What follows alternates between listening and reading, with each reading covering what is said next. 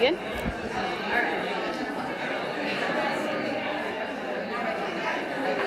Good morning, everybody. Good morning.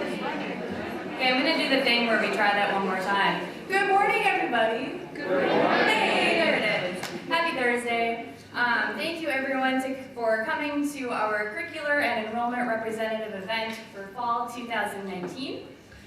Can everybody hear me okay? All right, great, getting thumbs up. Excellent. My name is Kate Currick, and I am a member of the Curricular Services team in the Office of the Registrar. I'm going to be your host this morning, along with my colleague, APIR. We are going to share with you some information and updates relating to the work that you do, coming from several folks within the Office of the Registrar. If at any time this morning you need a coffee refill or some more assorted breakfast breads, please feel free to get up and help yourselves as you need to. I will turn it over to Katie now to go over our agenda for our time together. Good morning, everybody. As Kate said, I'm Katie Parr, and I work in the Student Services area of the Office of the Registrar. And our agenda is in front of you today. We will cover the following topics through the next hour and a half or so, and have prepared for you a variety of information, updates, demos, new initiatives. You'll get a chance to hear from a variety of team members from the Office of the Registrar, along with one of our friends from Academic Planning and Institutional Research. And we have planned for about 15 minutes at the end of question and answer. So we'll ask that if a question arises while someone is speaking, that if you're able to, save it till the end. We'll make sure to get to all questions at the end. If it's something that just could use some clarification right then and there, obviously, feel free to ask. We're going to start with introductions. Okay. So you hopefully noticed and hopefully interacted with a variety of Office of the Registrar team members throughout the morning, but we're going to focus our introductions today on the people you're most likely to interact with in our enrollment and curricular services teams. So the Student Services Unit of the Office of the Registrar has a team or a group that works on enrollment-related functions, and I will introduce them first. When I call your name, please stand and wave a little bit so people can have a chance to start putting or continue putting some names with faces with names. I always say that wrong. All right, so we'll start with Assistant Registrar Katie Block, Erin Apple, Katie Galliano, Nick Hunter, and Donna Staub. And this group of people work, among other things, on enrollment troubleshooting, Course Search and Enroll management and support, work lists for late drops, late adds, and just other assigning and communicating enrollment appointments and times to students is a big one this time of year. So we appreciate working with you, and now you'll hear from Kate to introduce some curricular services team. So like Katie mentioned, we also have a group of folks that work within another unit in the Office of the Registrar. So within Curricular Services, we have a dedicated team of individuals who help you with all of your building your schedule of classes needs, anything related to requesting rooms for events or for classes, instructor information, pretty much anything that has to do with building and maintaining your schedule of classes.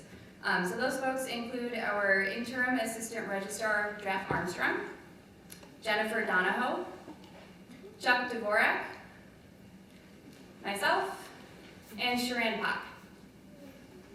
So some of us you may see more often in person, others you might talk to over email or on the phone. We also wanted to introduce, starting on Monday, we have a new team member, Brittany Eland. So she is our newest team member, so let's give her a brief round of applause.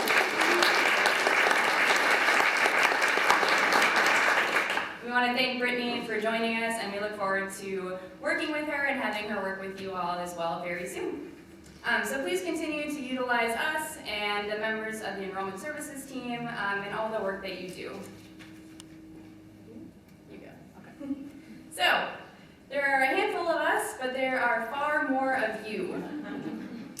We do have several contact lists and databases that we maintain for people in a role of a curricular representative or an enrollment representative or department contact. If you are leaving your position, I know it's a little sad to think about, or maybe you're transitioning to a new department, or you might have someone new who's joining your team, we ask that you please let someone in the registrar's office know, specifically Katie or myself. So these lists are maintained by humans, they're not directly tied to the HR system, so we don't always know right away if someone is transitioning between roles or in and out of roles, and we want to make sure that this information is up to date for us and as well as for all of you. So our curricular rep list, this includes our primary and backup curricular reps.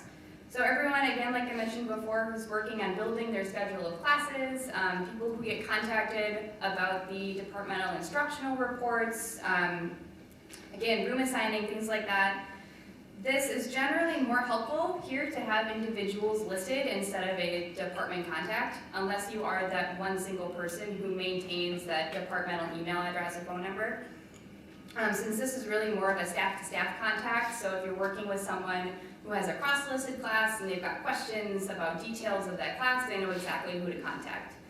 This list is also filterable and sortable. You can print it out, you can save it. It should be updated then in real time, so you don't always have to worry about, if you bookmark it, is that bookmark up to date? It should always be accurate. We also have a second enrollment rep list. This is a list of people that also includes who students can contact when they have questions about things like course access, waitlist information, permissions for our class, things like that. So this is a list where it is more appropriate for a departmental, potentially a service account to be listed here instead of an individual. This can be helpful also if there's more than one person who's managing things like permissions or granting access to courses. So these are both up on our website, and our contact information is listed on the top of them. So if you're looking for who to contact when you have updates, you can find my information as well as Katie's. So now we're going to turn it over to Scott Billicky.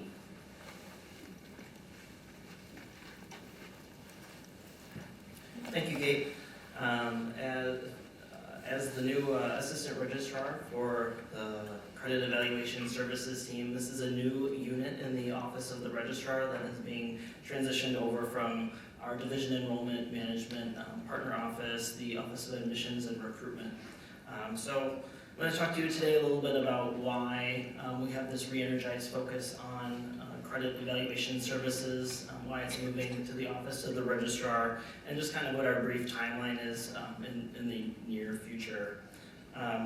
Some of the responsibilities that are associated with credit evaluation services are, if folks aren't familiar with these services, they're related primarily to undergraduate students and basically bringing and evaluating the credit that comes in from other courses, colleges, test credits, and so we were evaluating credits for new transfer students, new freshmen, re-entry students, as well as current UW-Madison students who might be taking coursework maybe on a summer program away from UW-Madison or a non-UW-Madison study abroad program. So why the re-energized focus? We feel that moving these responsibilities of credit evaluation services aligns better with the missions of each of our offices. So the Office of Admissions and Recruitment will be able to focus primarily on their main responsibility of recruiting new students, reviewing the tens of thousands of applications and admitting students, and then ultimately yielding those students to bring in an undergraduate class each year. The Office of the Registrar will be able to maintain alignment with the course catalog, the curriculum, and the student records. Transfer credit will remain a recruitment tool that is going to be used by the Office of Admissions and Recruitment, so we'll still be working pretty closely with that office to provide resources and tools for their admissions counselors as they're on the road recruiting students. Credit evaluation services, as you may know, have very strong ties with the and integrations and impacts to academic and student record. So things like the curriculum, enrollment requirements, the degree audit, and transcripts. Really over the past decade, there's been a steady increase in the number of students who are bringing credit to UW-Madison. So of our undergraduate students who earned their bachelor's degree in spring of 2019, 95% of those students had some type of credit that was transferred to their student record from elsewhere. So it could be course credit or test credit, maybe retroactive foreign language credit. So really having this responsibility of credit evaluation services housed in the office of the registrar will allow us to really give full year-round attention to credit evaluations. We'll also be able to, as UW-Madison, will be able to support the UW system goals and policies, as well as meeting UW-Madison's eligibility and compliance needs for things like financial aid awards, satisfactory academic progress, Title IV compliance, NCAA and Big Ten athletic eligibility, and student veteran benefits. And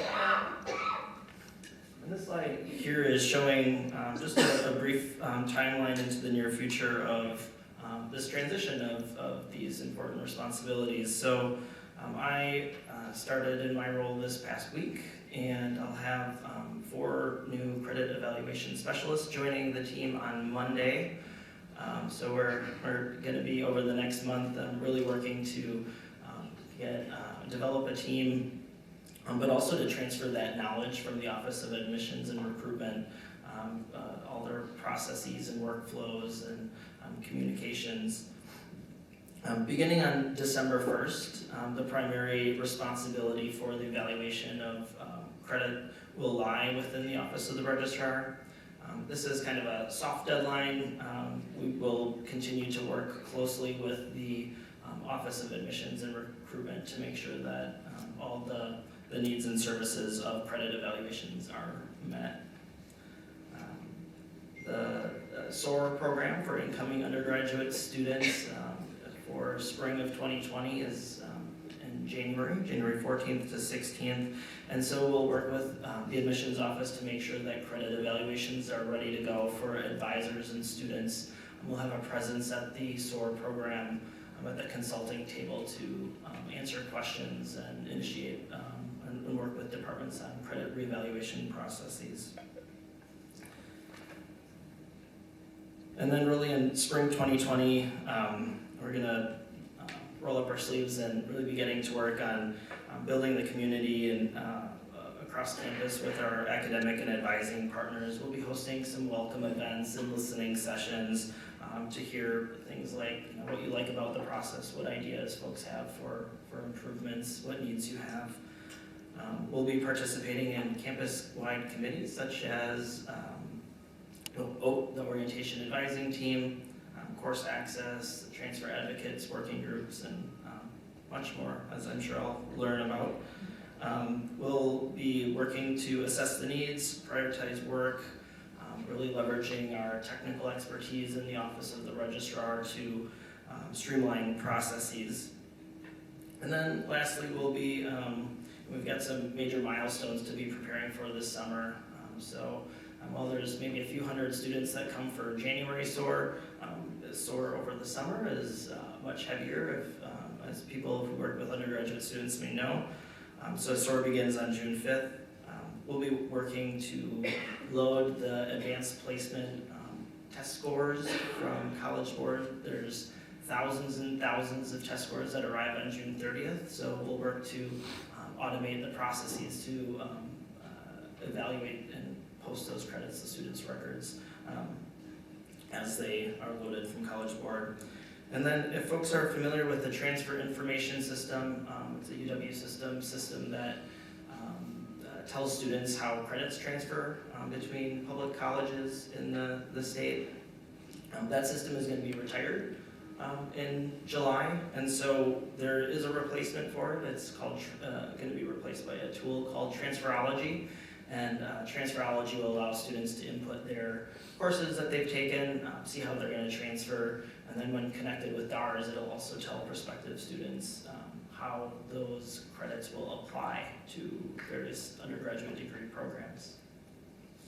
So that's, for now, the information that I have to share with you. As Kate had mentioned earlier, we'll take questions at the end, and I'll also be available afterwards. If there are more questions, please feel free to come find me.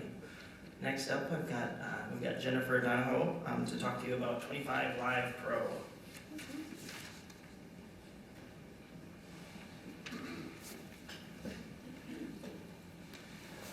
Thanks, Scott. Can everyone hear me? Okay.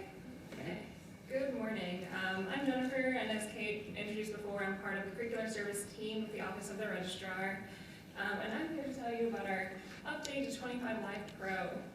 It's coming up quickly. We're officially transitioning from the old version of the software to the new one on November 4th. For those of you who don't know, 25 Live is our room assigning software. So we use this for special event requests that take place in general assignment rooms. You can start using Pro now, and we've sent emails to all curricular reps and anyone who currently uses 25 Live explaining how to do that. I kind of wanted to let you all know that similar to 25 Live, you don't need training to use 25 Live Pro. Your old login information for 25 Live will still work. It's just a new link, and in a lot of ways, it's just an appearance change and not so much change to the actual functionality of the tool. We have some resources available, so we have KB Docs, and we'll be holding a number of workshops in the next couple weeks for anyone who wants to get a little more information and be able to play around with the tool before they actually use it for their events. So, I wanted to go over the new features in the software. So the first one is the new event creation form. This is just the very top of it, but it is no longer a multiple page form. Now you just enter all the information on one page. You don't need to click through multiple pages to submit information. The fields are the same as they were in 25 Live, and you'll notice on the left side here, there's like navigation links, so you can click between and jump to certain fields as you're filling it out. Yeah, as I said before, it's mostly in a change to appearance of the tool. These fields are the same. Anything you've already requested is still in 25 Live, 25 Live Pro, so you don't have to worry about resubmitting anything. There is one new feature that I think is a little exciting. As many of you know, 25 Live couldn't handle events that had different dates at different times in one event. Now the system can handle that. So as you see, I have a Wednesday and Friday event, and the Wednesday and Friday dates have different times.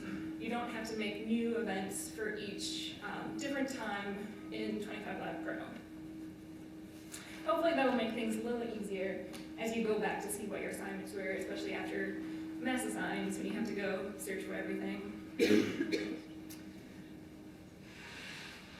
I also wanted to show 2 quick notes, especially for those of you who won't be going through the trainings. First, we are asking users to add 5 minutes before and after their event. You can do that by clicking on the little additional time bar up here. It looks a little hidden, so that's why I kind of wanted to call it out. Of course, if you forget to do this, we'll still add your buffers for you. I thought I'd let you know. And the second tip are these little information icons. They default open, but you can hide or add as you want. And they have extra information that we want you to know as you're filling things out. So for example, it calls out that 5-minute buffer at the top there.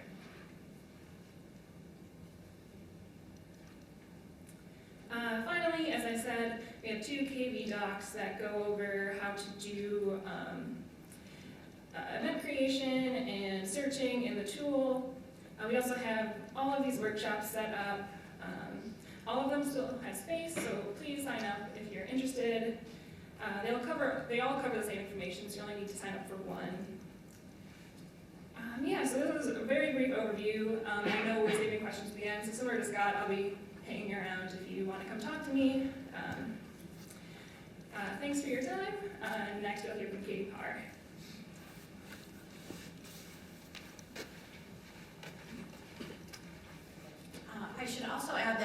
send along a PDF version of this PowerPoint at the end, so anything with links you will have access to, probably later today or tomorrow.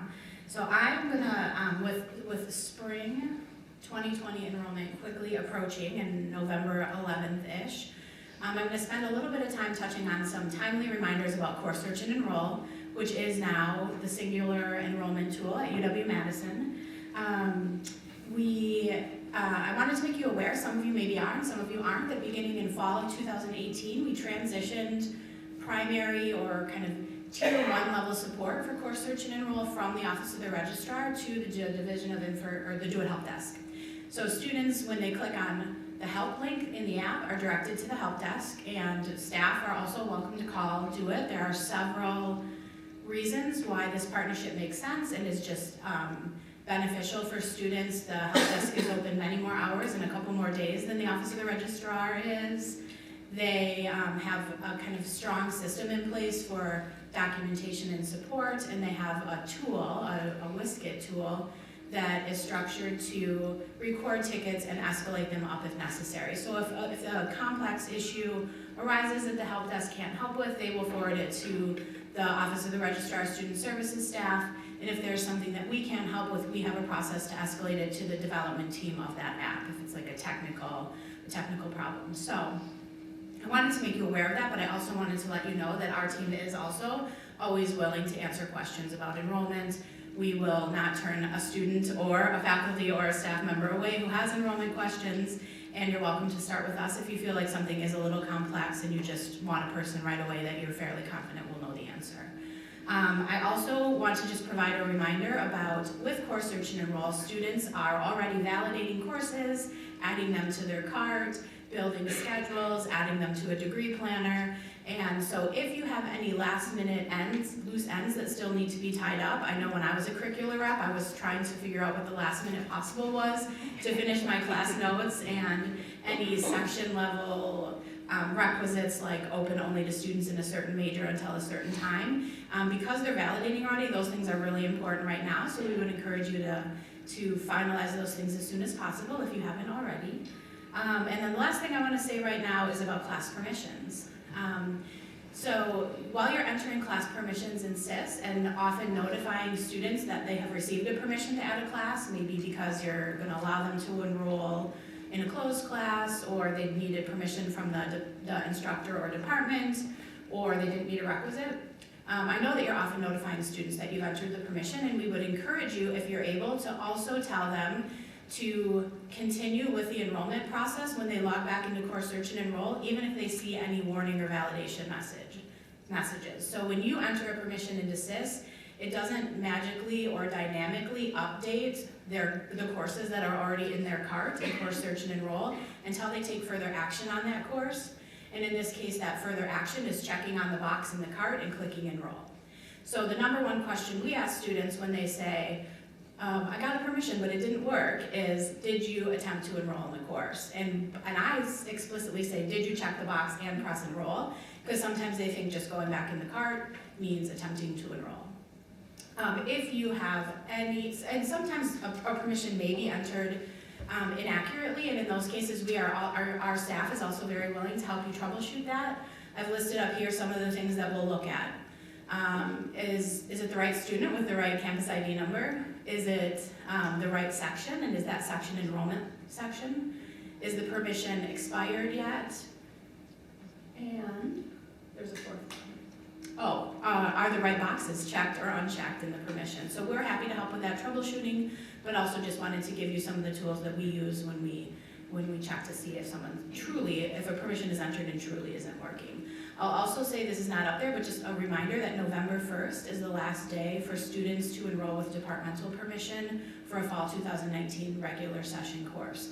So you may still, hopefully not a lot anymore, but you may still be working with students who you're granting permissions for fall. And it would be important to remember to change that date beyond the current date so that they're able to use the permission. Okay. And I will turn it over to Erin Apple to do a little bit more on Course Search and Enroll. Yes. I had a class that was a shorter session, so it was like a 5-week class. Yeah. And I gave a permission, but it expired much, much earlier because it was only 5 weeks. And I know they mentioned there's a table that we can go out and see how long we can give permissions.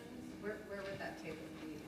So there's a dates and deadlines link from the Office of the Registrar's main page, which will have common dates and deadlines for the regular session, but also a link to all the different sessions that exist out there and their pertinent dates and deadlines. There's also a screen within SIS called Dates and Deadlines, and that you can enter in the student's career, or the career and the session, and it will tell you dates and deadlines for that too. But they definitely, for modular session or not full semester courses, those deadlines are all very abbreviated. Thank you. Thanks, Katie.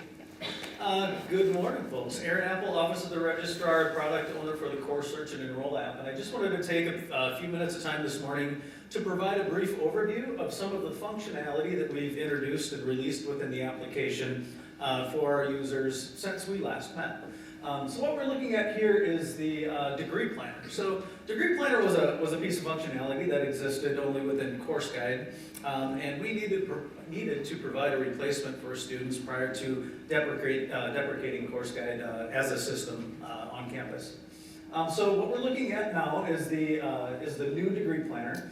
Offers students the ability to plan their academic progress or plan coursework, not only 1 or 2 semesters into the future, but 2 or 3 years into the future. So ideally, they could plan their entire academic experience out within this degree planner application. We've seen students using this side by side with the guide. So guide degree requirements up on one screen, degree planner on another, and they can plan their sequencing of courses throughout their experience on campus. We do offer the ability for students to create notes. They can add academic years. You can see the full list of functionality more readily within a demonstration, but we've got screenshots today. I would encourage you to go out to the Course Search and Enroll app. As users with a NetID, you have access to a degree planner just the same as a student does. So if you'd like to play around in the application, feel free to do so. You can plan out stuff. We do support multiple plans, so a student's not locked down to a singular plan. They can produce multiples. And we've got a little save for later slide area over on the right-hand side of the page there that allows students, if they don't know what term or academic year they want to plan a course for, they can park it in that save for later. Within this similar view, we're not only displaying to students their planned courses in the future, but if they have completed coursework at UW-Madison, we'll provide that course history in this view as well, so they could see completed coursework, grades achieved, the in-progress coursework, courses that they're waitlisted for, and then their future plans as well.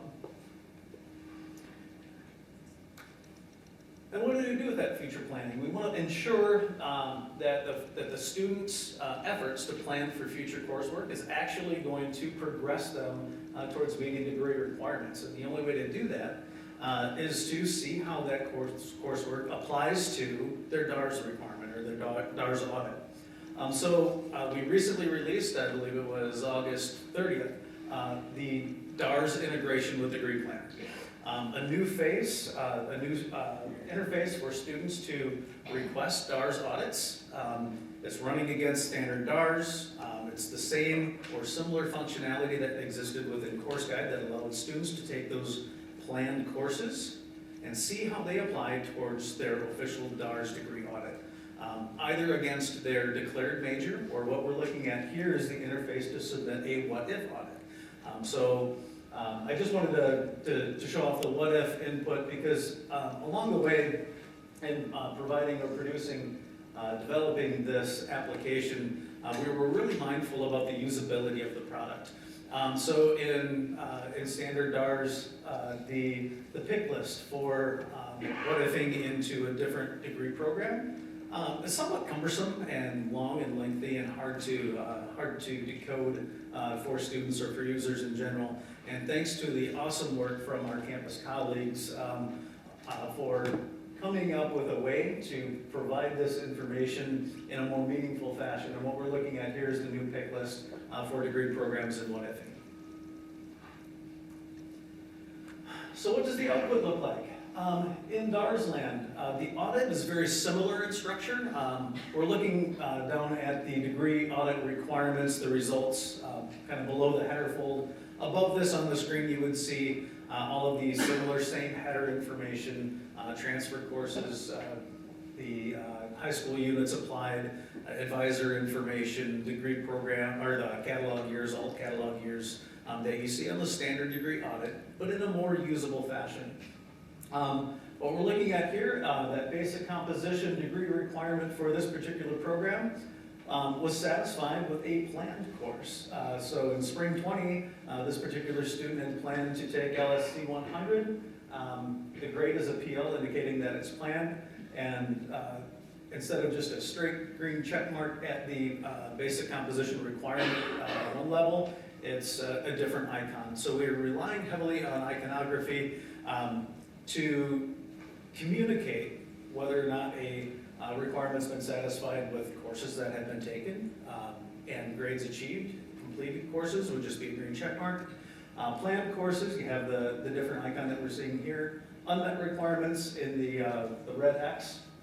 And in support of accessibility, we also have metadata behind all of those icons and symbols that are on the page so that our students and users that need to utilize screen readers or different technology to consume this information, we can communicate that information more readily for that population. Some real quick stats. From August 30th, since we released this degree planner integration, through October 22nd, a couple of days ago, we've seen close to 25,000 unique DARS page views within the Course Search Enroll. That's unique users going in and viewing the page. Of those users, they ran 25,000 plus total DARS audits that were requested in that new system. So we were able to get some metrics as to what systems students are using to submit an audit request, and 25,000 of them come through this new application within the last month and a half. Great big kudos to our campus partners and colleagues as well for helping get the word out about the existence of this new tool. I know engineering is hitting it hard and heavy with their group advising currently, and it's really cool to see the numbers and the metrics take that little uptick here this week. So thank you very much for that. Just as just kind of a metric or measure of how successful students are in using the degree planner, we've got close to 16,000 students that have at least one or more courses in a degree plan for spring 2020. And we're seeing those numbers for future terms increase as they're planning and conversations with the advising community happen in the early part of the semester. With that, I'm going to wrap up. That's my time on stage. Again, I'll be available afterwards for questions, and I'd be happy to give a live demo if you're interested in seeing it kind of in action. And with that, thank you. I'm going to hand it over to my colleague, Jeff Armstrong.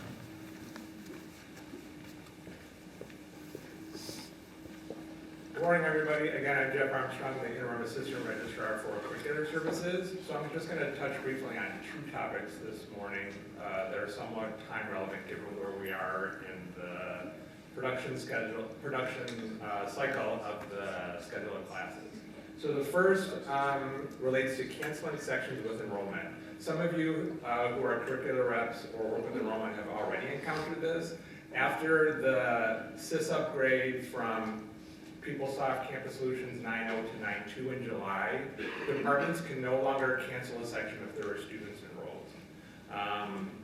This aligns with best practices. We were an outlier compared to other like institutions. And there are important reasons why we have made this a little less easy to do. It helps mitigate impacts on students and compliance risks around the same sorts of issues that Scott alluded to earlier around credit evaluation and the appropriate and timely posting of credit to students' records. So there are impacts on things like students who need to maintain a certain percentage enrollment for full-time status, whether they are on visas, student athletes receiving veteran education benefits. We did not design this to make your jobs harder. The new process is in part, as I said, intended to help mitigate potential impacts for the institution, but most importantly, students. So this process is still a work in progress. So what I'm sharing with you right now, for those of you who haven't had to do this, since we're about to be in the period where students will be enrolling for the spring, I wanted everyone aware. You, as you have often done historically, should email students to notify them that you will be canceling a section that has enrollment.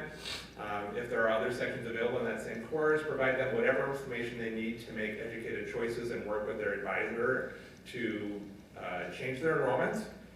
Notify your contact in curricular services, and then our area will forward your request to an academic dean in your school or college. So those are all getting a second layer of review. As needed, the dean will work with the department if they have specific questions or concerns, but once the dean, who's the authorizing official, approves the request, we will take care of the cancellation of that section for you. As I said, this is the process as it currently exists, so as it evolves, we will keep you posted. The other update, again, since we're about to be what those of us in curricular call initial call for next fall, right? Those of you in this room and in our office are some of the few people who are thinking not only about the current term, but the upcoming spring and next summer and soon next fall, right? Lots of sessions, lots of terms in play, so this is a good time to remind you all the importance of aligning when instruction is actually occurring with what is recorded in SIS. SIS is the official record for all of campus about when instruction is happening, who's teaching, where it's being taught, and that has lots of implications. We report that information to UW system. It's used for distribution of state funds to the various UW campuses. It's used for ensuring that students who can or should be repaying their loans are doing so or not. There are wide-ranging implications. There are some more very direct student implications for why it's important that the schedule of classes be accurate, and most specifically that you schedule classes in the right session. Those include things like student tuition and fees, again, veteran benefits, student enrollment status. Also, as we alluded to previously, the dates and deadlines for the regular session in fall and spring are not the same as the dates and deadlines for shorter modular sessions that might be offered during any term. We also have tools in our office that we work when the Emergency Operations Center on campus is activated. So for example, when there was flooding in chemistry and Vilas earlier this winter, we used some tools in our office to be sure that we could communicate with students and instructors who were affected. And if classes aren't scheduled in SIS to align with the way instruction is happening, it makes it harder to provide effective emergency response.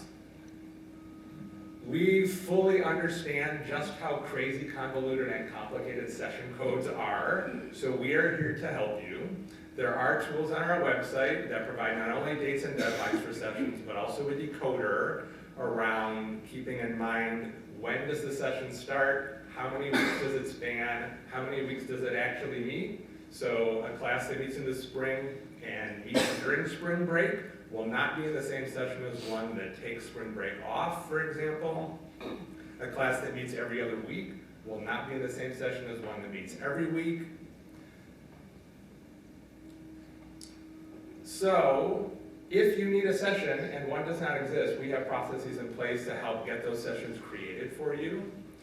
There's information that'll be provided to you in this PDF about where you can do that for fall and spring terms.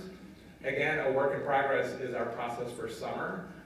In partnership with the summer term folks in Division of Continuing Studies, we work on identifying and creating summer sessions that are needed.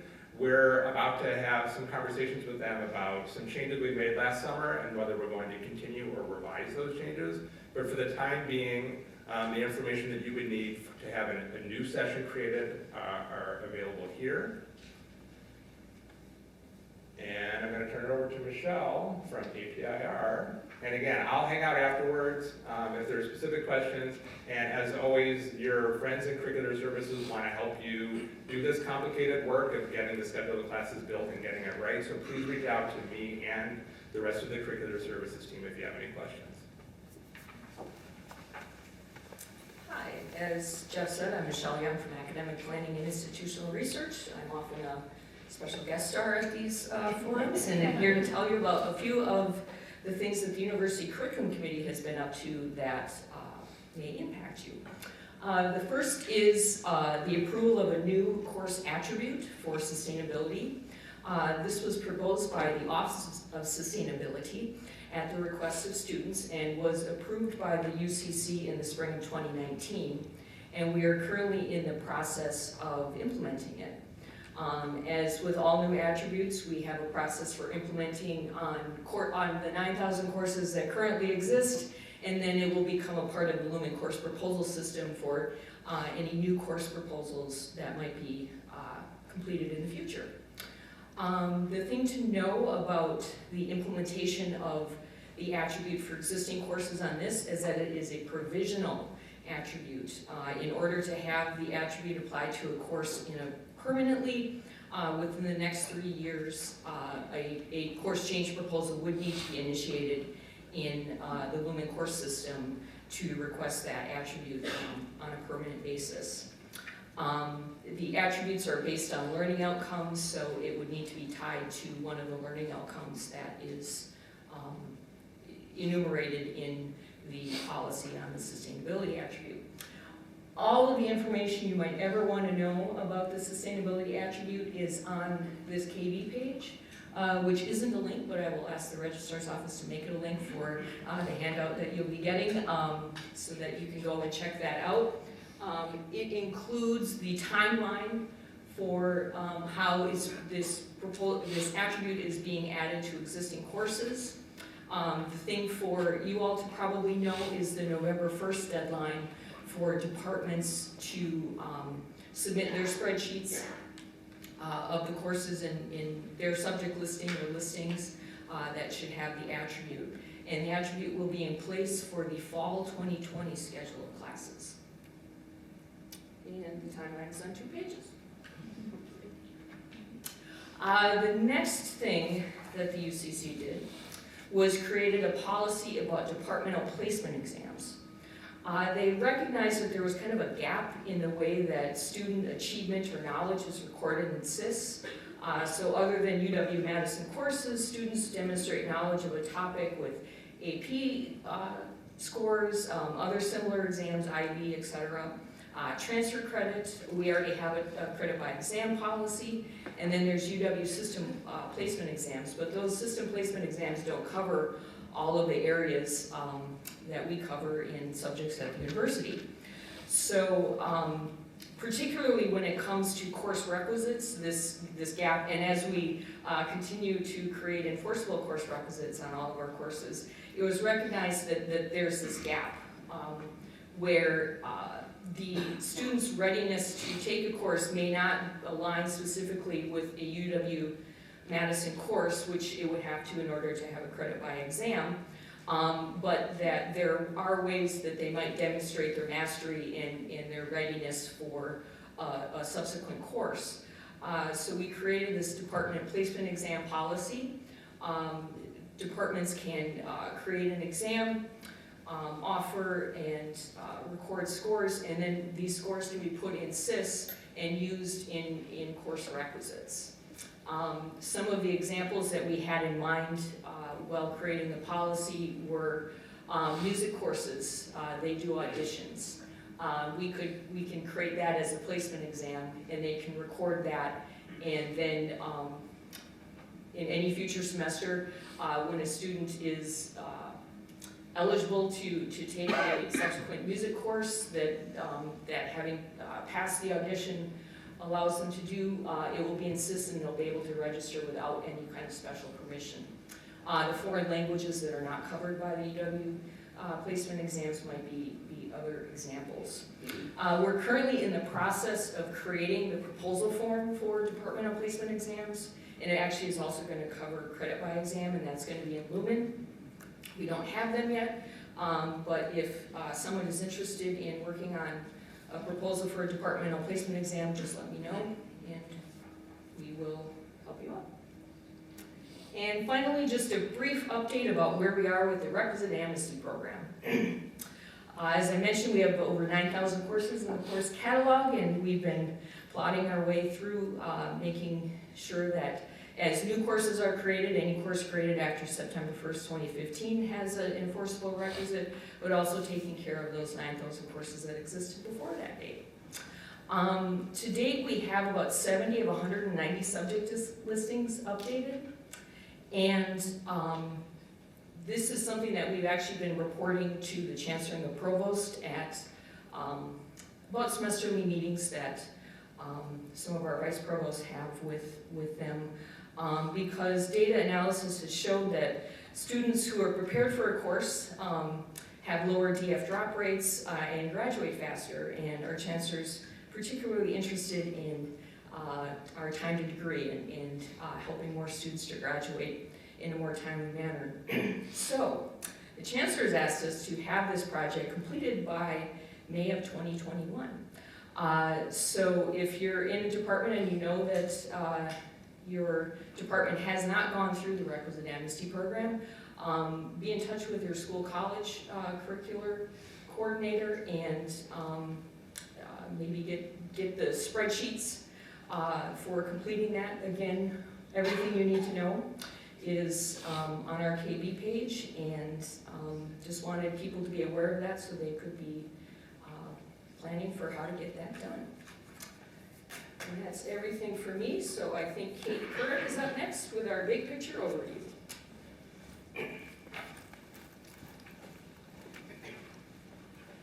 Great, thanks Michelle. We wanted to spend a little bit of time going over some of the big picture stuff since we've been a little bit more in the details with some of the other topics we've been talking about. So this is an image that we have available on our website. I believe it's part of the Curricular Toolkit for those of you that have been poking around in there. This is just something that we have to kind of give you an idea of how the different build cycles work and the processes that we all go through, where your work fits into the work that we do on sort of the flip side within curricular services, and then when we turn things back over to you and when it's available to the public and to students.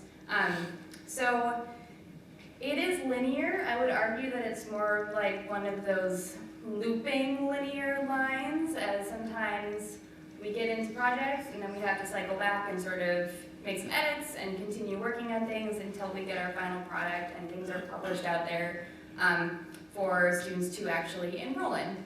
And as we know, once things are published, there is still the opportunity to make some edits and make changes if you need to do that. So it's never truly a final finished product, as much as we would love it to just be polished and have a bow on it.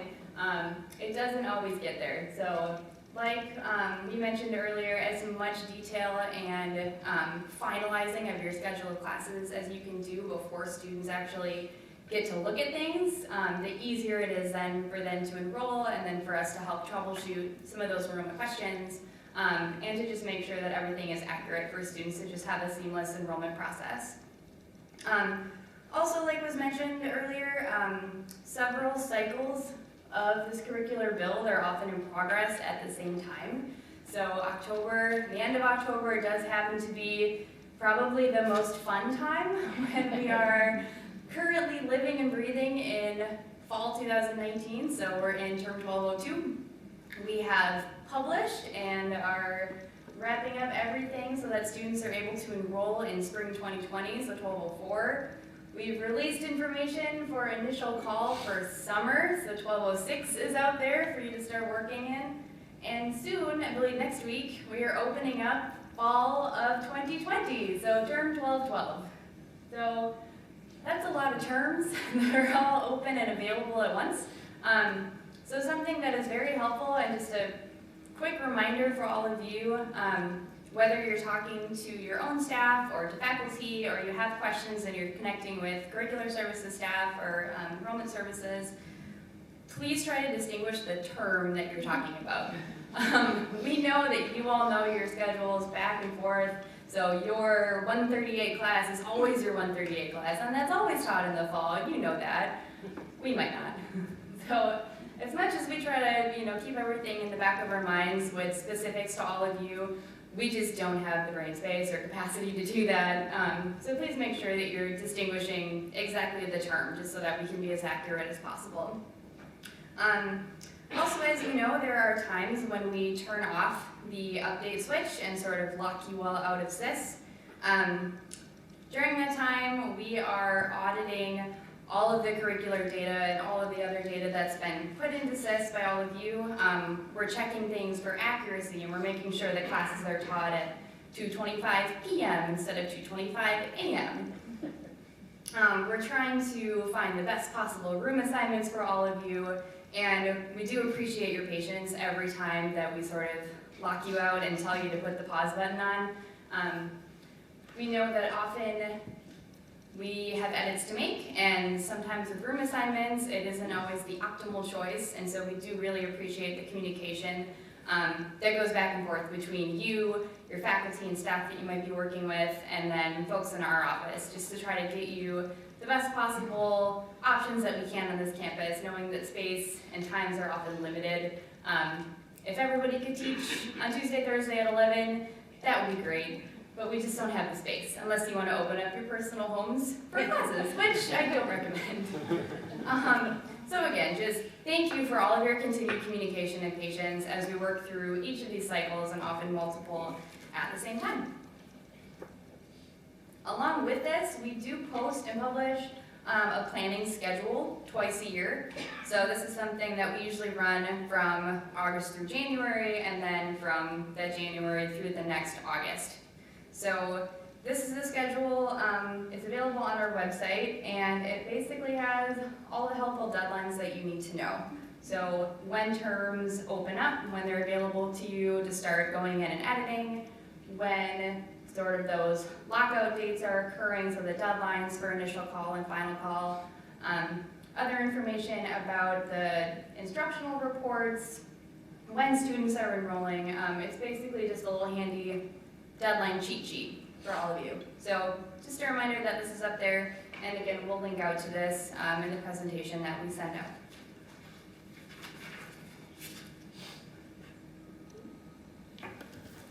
So I'm going to turn it over to Katie Parr to wrap things up, and I think we stayed pretty well on schedule this morning. We are actually surprisingly ahead of schedule, so we will have as much time as you will need. And we hope that you'll feel comfortable engaging with us for 15-20 minutes here with any questions that might have arisen while any of us were presenting. If there's feedback you'd like to provide to us about something we presented on, or just something else Registrar's office related that's on your mind, and or if you would have questions for other people in the room, we're happy to open the floor up. We are recording this, so Kate is going to walk around with a microphone, and we will ask you to ask your question into the microphone, and we will get started. So I use both the enrollment release calendar and the planning calendar, and they're side by side, but they're not integrated. Is it possible to blend them into one seamless calendar of today I have to be thinking about this, and next week I have to be thinking about that? Maybe? That's a great question. We will look into that and see. So the question was about, you all heard, just kidding, because we have a microphone. Look at us in technology. Great question. It's something we can definitely look into, because we do want to make sure that everything is as transparent and seamless as possible. So thank you.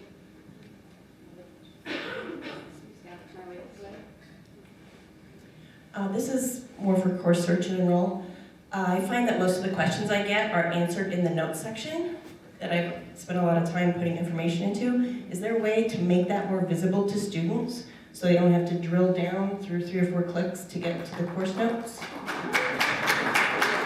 It would make life a lot easier. Based on the applause feedback. Yes, we can take a look at bringing the notes up a level so they're displayed at the section detail level as opposed to having to drill down into them. That would be more helpful. And no click. Pardon? To click on the subject notes to see it, and often students won't click.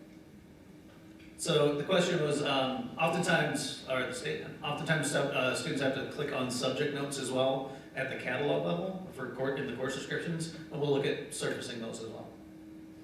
Thank you.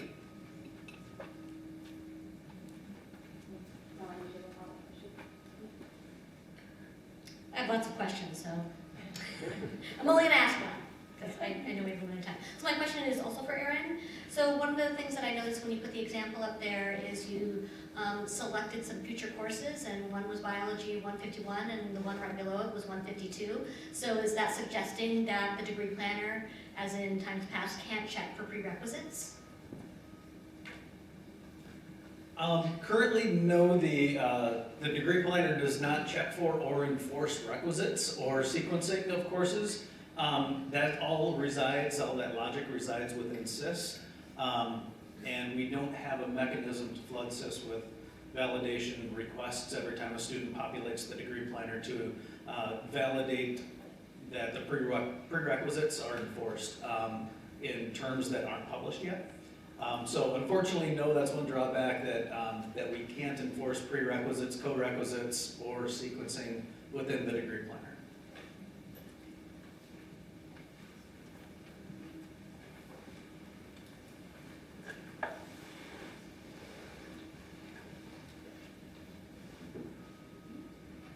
So this is a credit evaluation services question for Scott, and it's a short practical question. Is this going to change, and if so, when? Is this going to change where students send their transcripts?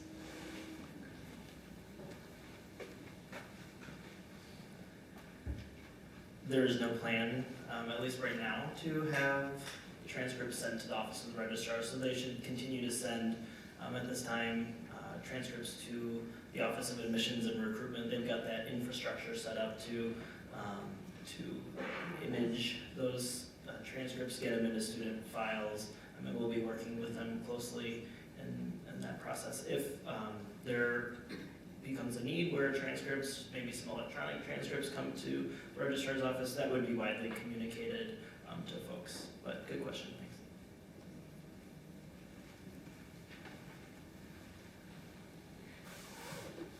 Hi, my question is for Michelle, and it regards the sustainability attribute.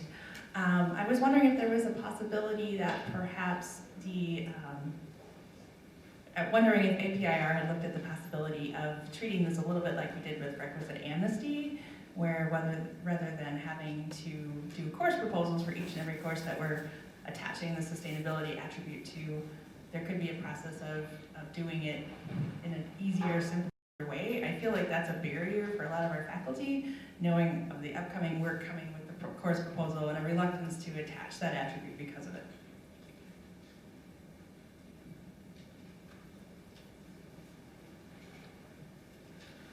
Because the attribute is tied to learning outcomes, we need to get the learning outcomes into the Lumen course system, and that's the reason for the provisional attribute. So there's 3 years that departments will have to do that course change proposal before the provisional attribute will be removed. So it's really that tie to the learning outcomes and wanting and needing to have the learning outcomes in Lumen to be sent out to APHIS and other systems that are consuming learning outcomes is the reason for the provisional in this. But yes, I hear you. I know there's reluctance to do course proposals at times.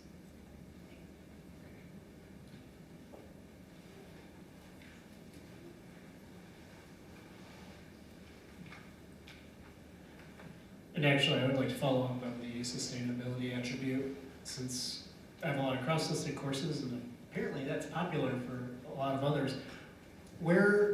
So I understand this is something that students can say, I'm good at that. Is this a requirement that the university is going to be having come down, such as ethnic studies in Comm B, that a student is going to need to be have a sustainability credit somewhere? And if not, is there this, what is the benefit, connecting back to having a course proposal go out for a sustainability attribute that, doesn't meet requirements for students or doesn't bring more MAMA funds to my department? Yes, I think I did neglect to mention this. Attribute is not going to be available in DARS. It is not going to be available for use in completing requirements. It really is just a finding aid for students in Course Search and Enroll to find courses that have sustainability course content and the associated learning outcomes. So it will not be useful, and it will not, initially when the Office of Sustainability was saying, hey, we want an attribute, they were talking about a requirement. That is not what happened at all. It is really a finding aid attribute. So yes, I think departments will need to decide based on the uses of it and the content of their courses, whether they want to have the attribute applied or not. Does that answer your question?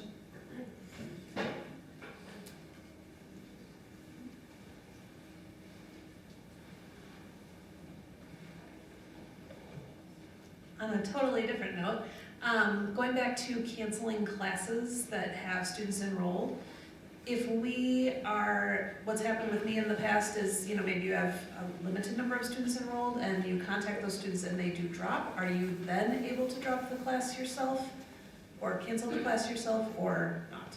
Yeah, if there's no enrollment, you can cancel as you always have been able to.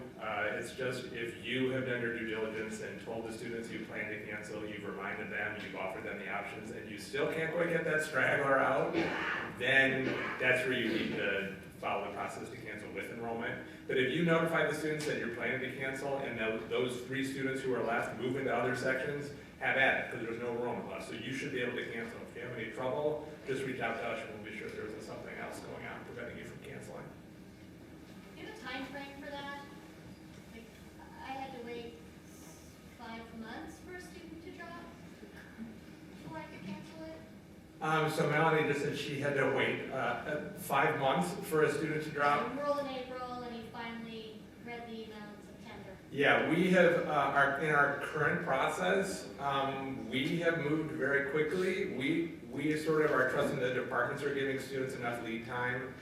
In the absence of clear campus policy in this regard, we're trusting that you have notified students, you tell us you've done so, and when you send the request to us, we pretty quickly forward it on to the dean's office, and they usually pretty quickly get back to us unless they have specific concerns. One of the things that we're doing to help the deans understand their decision-making is provide information from a query about students who are at increased risk of compliance concerns around things like students who are on visas or using veteran education benefits, so that the deans, as needed, can work with you in the departments to try to assist those students specifically. But if you tell us you need to cancel the enrollment, we're going to be pretty quick about forwarding that request on to the dean's office. So